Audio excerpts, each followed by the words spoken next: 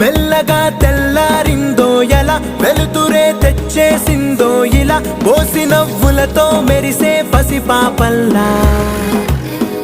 చేదతో బావులలో గలగల, చెరువులో బాతుల ఈతల కళ, చేదుగా ఉన్న వేపను నమిలే వేళ.